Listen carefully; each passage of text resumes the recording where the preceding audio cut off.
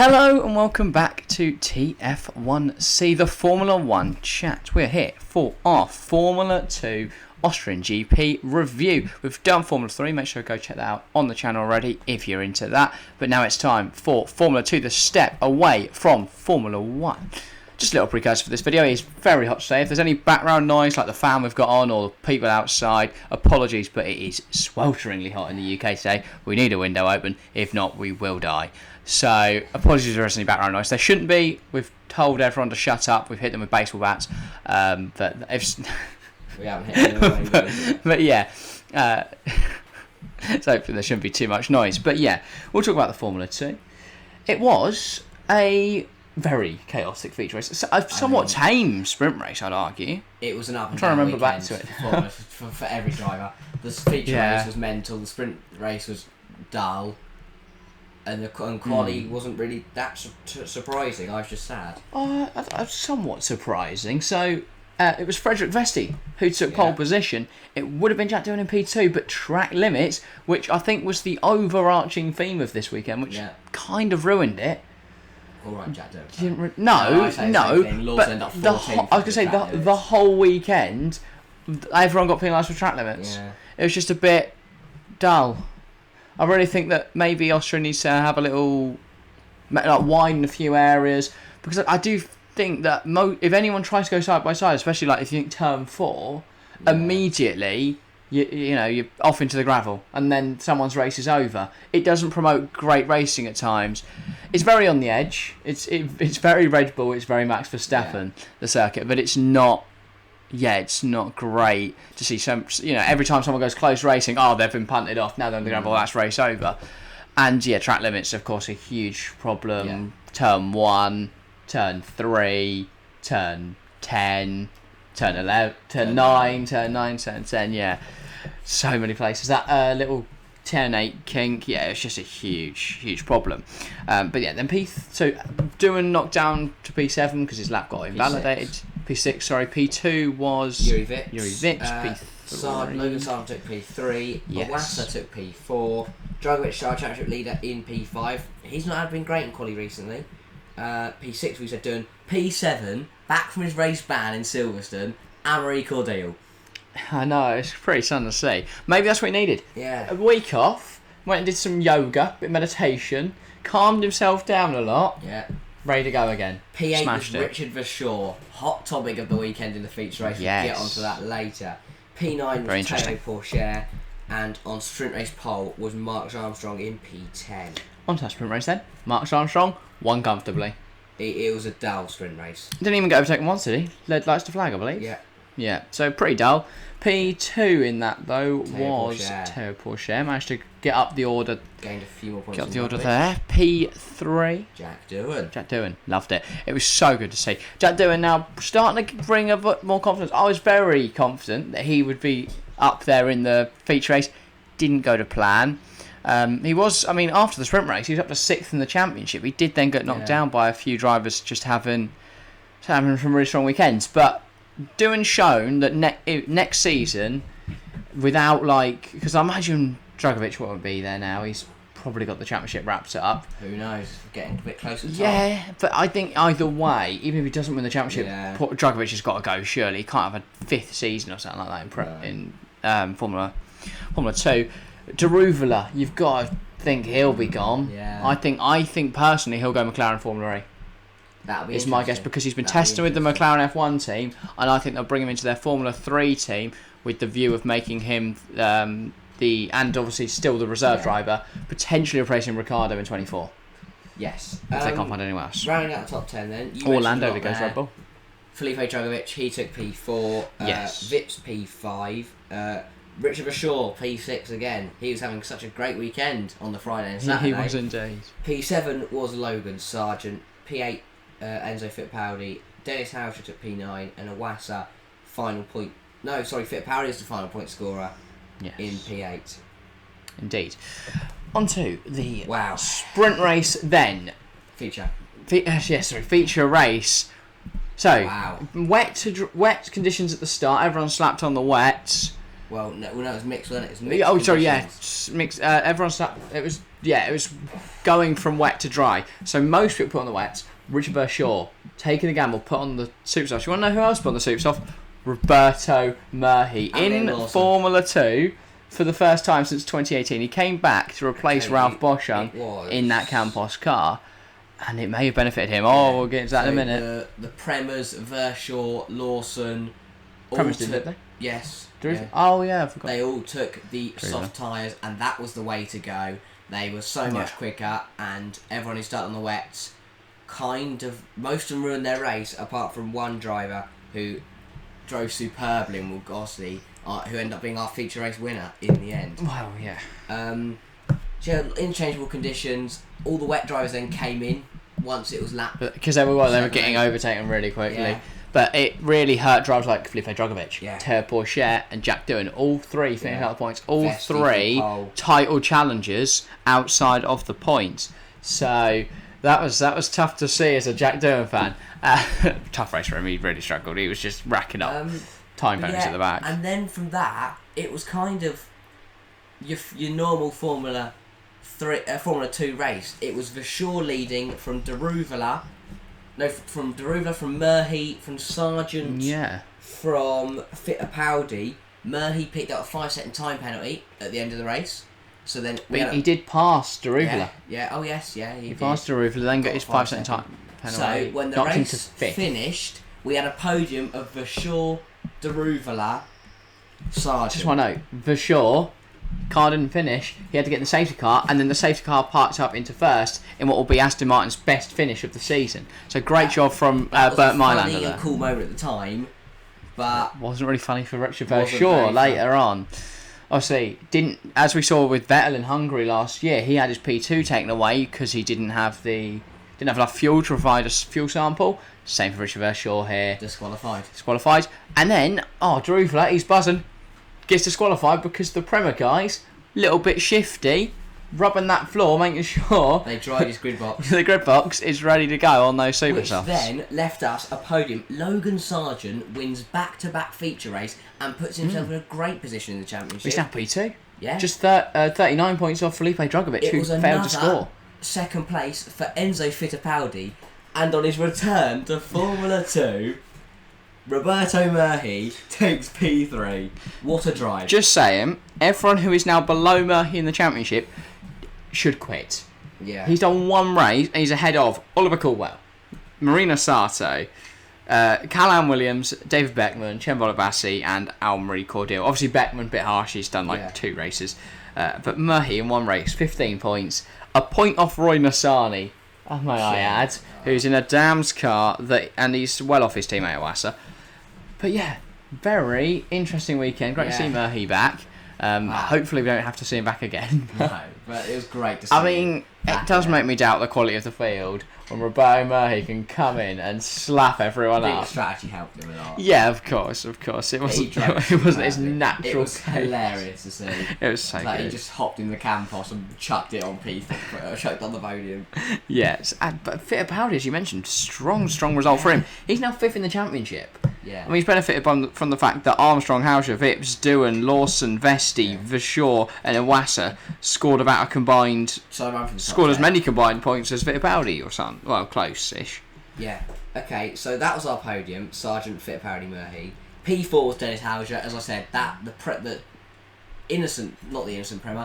that didn't cheat.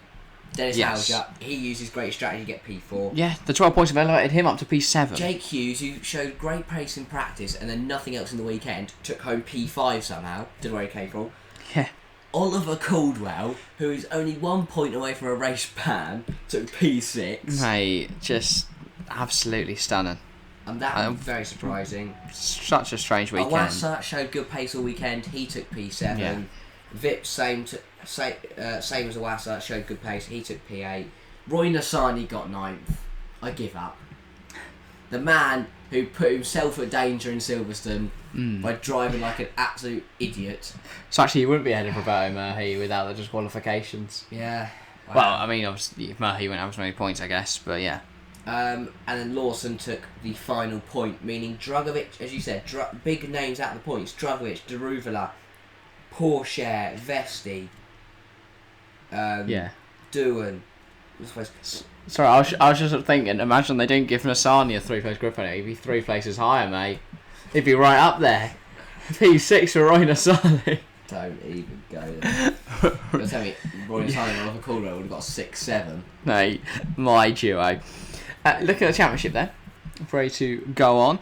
Drugovich leads the way still. I mean, 0 points scored in the feature, but he still took 6 in the sprint. I think would be more than content with that, especially since he only lost 2 to Pourchaire. But Sargeant climbs right up there, as I mentioned briefly, 39 points off Drugovich and a point ahead of Pourchaire in P3. So Logan Sargeant, I mean, in his rookie season, incredibly impressive. I mean, it shows what happens when he's won back-to-back feature races and scored points in back-to-back sprints, and suddenly he's right up there. He's so unlucky that this wasn't last year, because he's pretty much showing what Piastri did, but there wasn't any Drugovich dominating an MP there. So, yeah, I mean, harsh on Sargeant. Stunning from Sargeant. Similar to like Zhou last season. Zhou had a really good campaign, but Piastri just obliterated everyone. And then Daruvala, a no-point score. He's 4th, but he is now 34 points. 34 points behind Theo Pourchaire. Quite the margin to make up there. The top 3, a fair way ahead now. P5 is Fittipaldi. He's now only 5 points behind Daruvala. Considering he's in a Prema, it's been a shockingly bad season for Prema. I don't remember a season in recent history where Prema were this bad. Speaking of Prema, Hausch is 7th, 67 points, 2 points behind Armstrong in P6, 69 points for him. He's level with Yuri Vips, who many people thought would be up there for the championship. He's 8th, 4 points ahead of Jack Doohan, another rookie who I'd say has had an incredible campaign, considering his teammate Sato's claimed 6 points. Doohan has 63. Wow. That's 10 times that and 3 more. Yeah. 10.5 times that. Yeah. No. Wow. Yeah, okay. Wow. Yeah. That's pretty mental. 10.5 times as many points. Then Lawson is now 10th on 60. He got himself a point finally. He did get a point. Vesti got 2 and he's 11th on 56 in his rookie campaign. Verschoor 12th, 45. Could have been so much more. Another 25 to that. He's on 70. He finds himself 6th in the championship. Yeah. So that's the way it goes. And then I guess you could argue the same for Daruvala. Another 18 points to his tally. He's on 98. And he's looking at only a 16-point mark deficit to make up to Pourchaire. So both of them can feel, I guess, hard done by today. Because I think without those penalties, they'd be well up there. And Sargeant would be nowhere near without that little bit of fortune. Yeah, he'd be on 105. I don't know what Prem were thinking to dry his grip. Yeah, I mean, it didn't really have an effect. No. And Bogged down anyway off the start. Just didn't have enough fuel. Underfuel the car. That's the risk you pay. But Logan Sargeant. I imagine I mean, I guess we didn't have a red flag or anything, did we? So it's not even like they went, we'll siphon a bit out, we'll be fine. I guess he underfilled and used too much up. Yeah. I don't know, it's really. But as Logan Sargeant on form right now. If it carries on like it is, Drugovich not scoring too many points, Sargeant driving superbly.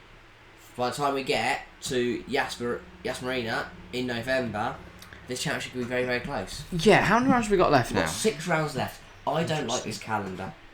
Le Castellet, Budapest. I didn't realise it went to Budapest as well. We've got 2 feeder series at Budapest. Penultimate round. So many Hungarian Grand Prix. Is Monza in September. Then the finale is all in November. Why don't we just end it at Monza? Yeah. It makes infinite more sense. Because say there's a championship decider going on, and say like it's between Sargeant and Drugovich. If Sargeant wins that, Williams can't make a decision yet, so they have to wait till November, or they make their decision and Sargeant gets stiffed. Because if Sargeant wins that, then they have to move him to a seat next year. And if there is no F1 seat, then what do they do then?